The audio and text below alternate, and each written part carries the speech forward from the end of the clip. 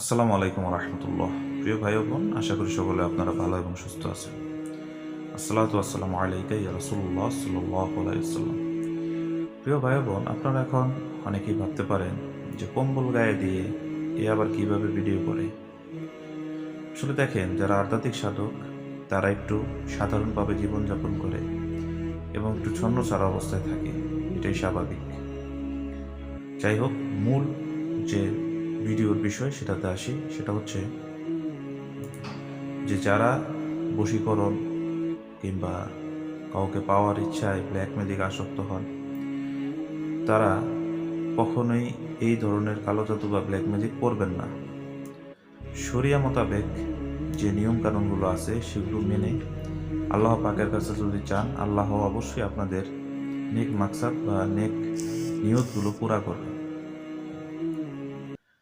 আপনারা যারা কিনা কোনো ব্যক্তিকে পছন্দ করেন, সেটা ছেলে মেয়েকে হতে পারে, মেয়ে ছেলেকে হতে পারে, তাকে পাওয়ার উদ্দেশ্য থাকে, তাহলে অবশ্যই শরিয়া মোতাবেক কাজ করুন।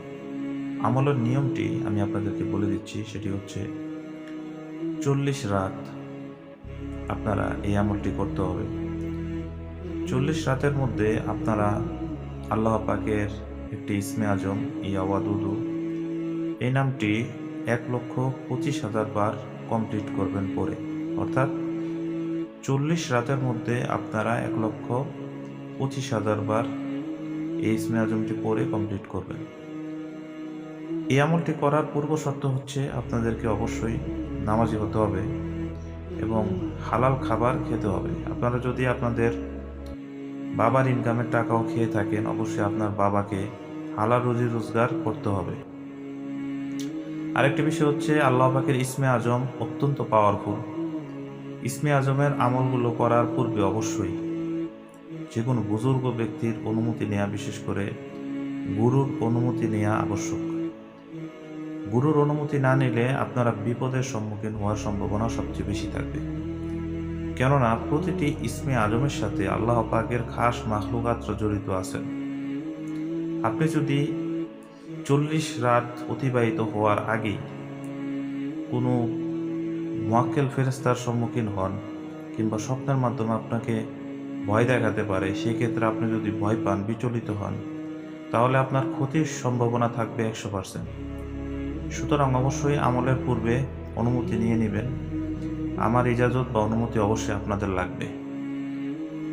আপনারা যারা ভিডিও দেখে আমলটি করবেন, তারা অবশ্যই কমেন্ট সেকশনে আপনাদের নাম ঠিকানা দিয়ে আপনারা ইজাজত বা অনুমতিটা নিয়ে নেবেন। আর যদি আপনাদের কাছে মনে হয় যে আপনাদের উপরে জিন বা জাদুর কোনো সমস্যা আছে, সেক্ষেত্রে আমার স্ক্রিনে দেখানো নাম্বারটিতে অবশ্যই নাম ঠিকানা দিয়ে আপনাদের ইস্তেখারা বা রুহানি হাজিরাগুলো দেখাতে হবে যে আপনাদের কর্মের উপরে কিংবা আপনাদের উপরে কোনো বন্দিশ আছে কিনা। সেক্ষেত্রে আপনারা যত শক্তিশালী রুহানি তদবির করেন বা আমল করেন, কোনো কাজে আসবে না। সকলে ভালো এবং সুস্থ থাকুন। আপনারা আমার জন্য দোয়া করবেন ইনশাল্লাহ। আরেকটি গুরুত্বপূর্ণ কথা বলি, সেটি হচ্ছে, আপনারা যাদেরকে পীর মানেন বা যাদেরকে দিক নির্দেশক মানেন, তাদেরকে অবশ্যই একটু ঘেঁটে দেখবেন যে তারা আসলে শরিয়া এবং হাদিস এবং কোরআন অনুযায়ী আছেন কিনা। কারণ এখন বিভ্রান্তিতে পড়ার একটি সময় বা শেষ জামানা। অবশ্যই আমাদেরকে ভেবে চিন্তে কাজ করতে হবে। আমরা হুজুকে বাঙালি অনেক কাজ করে ফেলি, পরে পস্তাই। সকলে ভালো এবং সুস্থ থাকুন। জাযাকাল্লাহু খাইরান। আসসালামু আলাইকুম রহমতুল্লাহি ওয়া বারাকাতুহু।